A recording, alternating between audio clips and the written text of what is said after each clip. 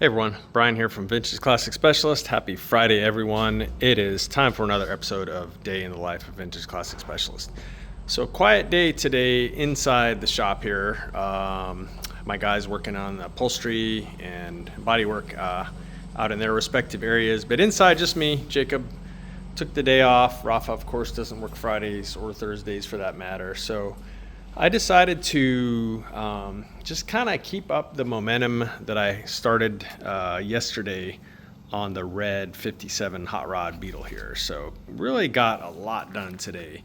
If you follow the show, you know yesterday we basically got the motor in, and that was about where we stopped with it. We just kind of worked on a little while in the afternoon, got the motor in, had some challenges with that, but eventually got it in, of course. So today. Started connecting things on the motor. So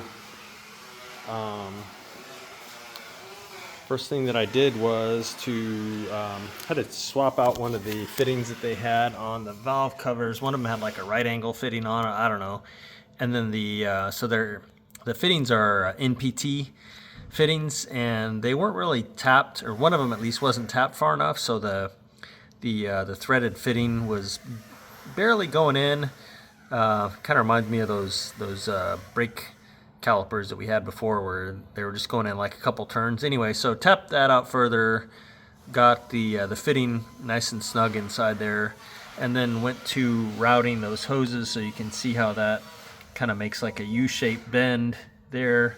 Goes into the can't really see it, but it goes through a grommet in the firewall, comes up over here to the breather box, which we mounted yesterday. Actually, yeah, so yesterday we mounted that before the motor went in.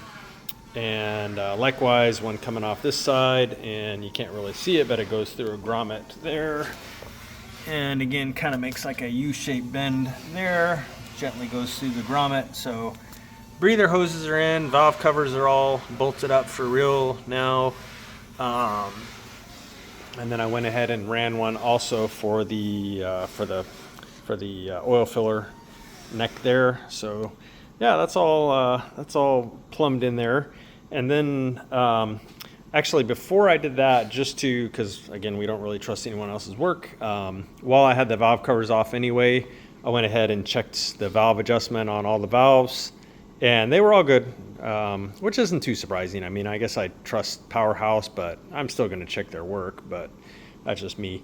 Anyway, yeah, they were all fine. They were all set at loose 0, which is how you set chromoly push rods. So yeah, check those, and then put the valve covers on, routed those hoses, and got those all bolted up. And then pretty much from there started connecting the fuel system, at least up underneath here. So you can kind of see fuel filter there, and then hose coming from the chassis, and then it's connecting, you can kind of see right there, to the hose that comes through, again, a grommet in the front engine tin, and then tees off to both carburetors. So yeah, got that all ran. I haven't done the fuel lines up front yet, because I do need to mount an electric fuel pump up there, and I need to wire the electric fuel pump. And then yeah, connect the hoses ultimately to the chassis where it'll run back there. So still a little bit of fuel system work to do up there, but the back of the car fuel system is basically done. Let's see what else I did, guys. Put these little clamps that he provided on the axle tubes to hold the braided lines, braided hoses rather, that you can see there. And let's see what else. The other thing I did was before I started actually putting on the carburetors and stuff, while I still had access to, where the wires were going through the firewall and stuff like that there, I wanted to figure out the wiring, because the wiring for the motor was kind of a mess. And I wasn't really too sure what was going on, and there had been wires that were like spliced, and the colors were super weird and didn't really make any sense, and I didn't really trust what I was looking at. So basically took my handy dandy ohm meter and just started tracing things out with like a long extension lead to, basically connect one end to the ohm meter under the hood and then run the other end back here to the wires, basically 4 wires back here for the motor. So there's since it's an alternator, there's alternator, and then there's the idiot light essentially for the alternator or generator, if that's what you have. And then there's power, 12 volts in this case, for the coil. And then there is the idiot light for the oil. So basically like 4 wires back here to connect the motor. And none of them really made much sense. I mean, this one was obvious, the big fat red one, that's a no-brainer. But the other 3 made no sense. The colors made little to no sense and stuff. So I just had to start tracing them out. And guys, it was a bit of a challenge. I don't know how long I spent on that, but boy, things were just kind of all over the place. Let me grab my light and we'll take a look here. All right, here we go. So yeah, things were just kind of a mess, and you can see somebody's like gone and sliced and diced the original wiring harness. I may still talk to the owner and recommend that we just rewire this car, but I think he is a bit budget conscious, so I think I can get everything working, but it's going to be a bit of a challenge. So somebody had spliced these 2 wires here, green with a black stripe, and going to the idiot lights for the generator and the oil pressure there. And so I was trying to trace from those 2 wires back to the wires at the engine compartment. And one of them eventually I figured out was actually the, let's see, I think the one I found first was the oil idiot light. So that one was basically okay once I sort of traced it out. The other one though, I could not get any continuity between the wire up here and the wire in back that would go to the idiot light for the generator. And kind of like at my wit's end, I finally started poking around here and I found another random wire, which I think was actually this one, that wasn't connected to anything. And so I checked continuity between this wire, which again was just like chopped off and hanging out there in space. And sure enough, that was actually the wire that was supposed to have been the idiot light for the generator. So I don't know what this one even hooks up to, but for now I've just trimmed it out of the way.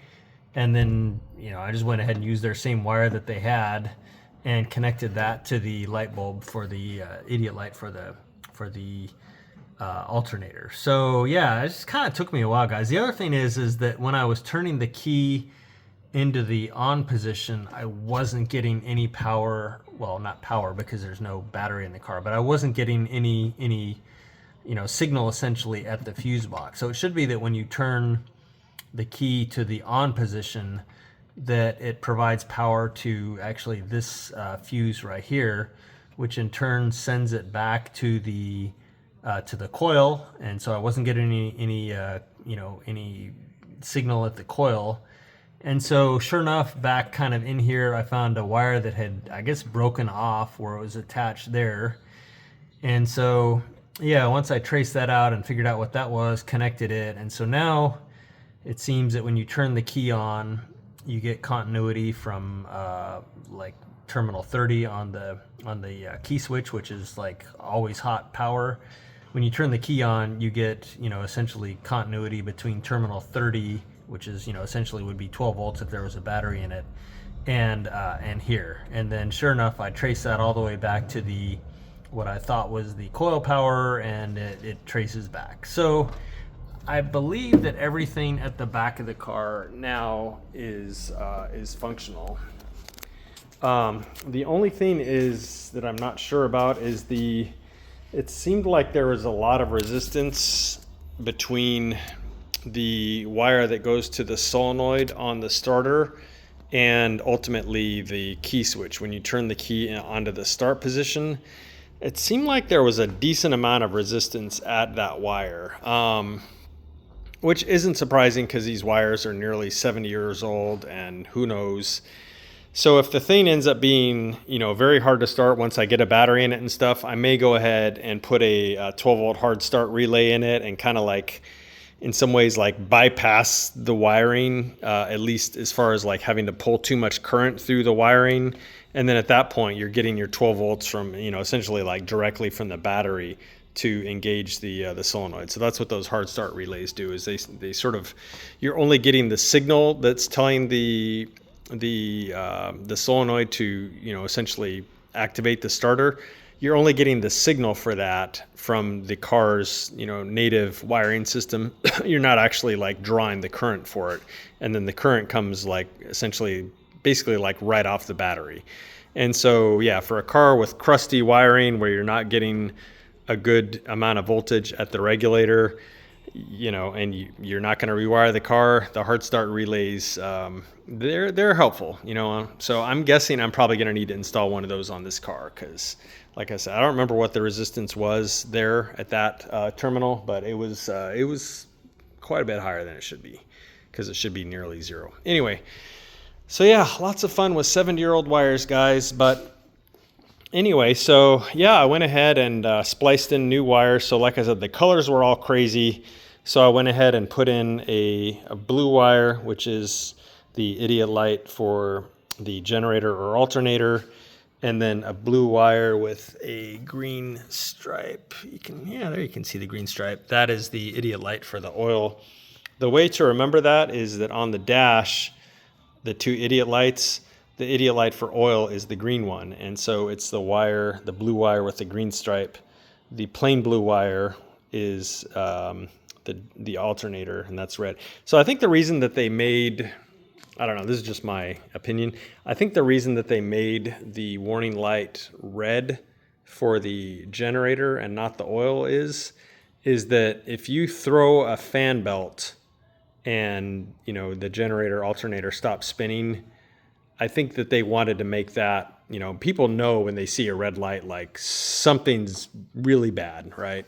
And so I think that's why they chose red for the alternator, because not so much that like if your charging system stops working, is more so like if you throw a fan belt or whatever and it's just not even spinning, your motor is going to overheat really, really fast and probably destroy itself if you keep driving. If you're chugging along and you've got, your oil light flickering or something a little, you can kind of limp them along or whatever. And a lot of times, in fact, it even says in the manual that on a hot day, if you're driving a lot and you come to, say, a stop sign, stop light, and the motor's idling, it's relatively normal for the green light, the oil pressure light, to kind of flicker or even stay on solid. But the instant you touch the throttle to bring up the engine RPMs, it should go out. So that's pretty normal. Anyway, that's kind of how I've always speculated that they chose the red light for the generator, not so much for the power generation, but more for the fan, because the two are, sort of tied together in that sense. But I think it's more like, hey, make sure you still have a fan belt or whatever if that light comes on. Anyway, sorry guys, that was a bit of a long monologue on that. But anyway, so yeah, pretty happy with how I cleaned up the wiring and stuff. And went ahead and routed everything kind of down low and then brought this back up from this side versus more traditional coming over this way. Thought it looked a little bit more clean doing it that way. And overall pretty happy with the little details that I did on this motor. I still need to trim the breastplate and fit that in there. But probably before I do that, this is still just a loop of hose connecting the pump outlet and the case inlet. I still need to plumb in the filter, which is under here, and the cooler, which is going to mount up underneath the package tray. So that'll probably be the next thing I do on this car, is do that and then route all the oil lines for that. And then, after that, finish up the fuel routing up front. And then it's probably about ready to start this thing, or maybe go ahead and bleed the brakes while it's up on jack stands. We'll see. But yeah, anyway, shouldn't be too much longer, guys. The project is, so far at least, moving along fairly decently. So that is pretty much it, guys. I do not believe I'm going to do an episode tomorrow, Saturday. Again, if you follow the channel, that's usually when I come in and work on my own stuff. Probably not going to happen this Saturday. I've been coming in like every Saturday, and I think my family is starting to get a little irritated at me, and we've got some projects around home that I probably need to give some attention and stuff like that. And I still have all my paperwork and stuff like that to do. Not that you guys want to see a day in the life of paperwork, but there will be work happening, just nothing interesting enough to video and show you guys. I will mention though, speaking of my own projects, that there is my seat frames, all freshly powder coated for my 52 standard split window Beetle. So yeah, super happy. Just got these back today from our friends at Americoat here in Orange. And yeah, the seat frames for this car are super nice, guys. I am so stoked about them. And yeah, you can tell right away, at least by looking at the seat bottoms, that these are standards, because these are just tubes. There's no provisions on these to go onto a rail. So these are held to the floor with little clamps and wing nuts. So pretty cool, standard stuff, very basic. Anyway, and I did get my rear view mirror finally, my correct rear view mirror for the car. So next time I work on it, I'll probably put that in and show you guys. But anyway, yeah, I just wanted to gloat about my seat frames coming in. So probably go ahead and start on my upholstery for this car pretty soon. Anyway, guys, that's it. So thank you all very much for watching. And I guess we will see you again on Monday. Bye.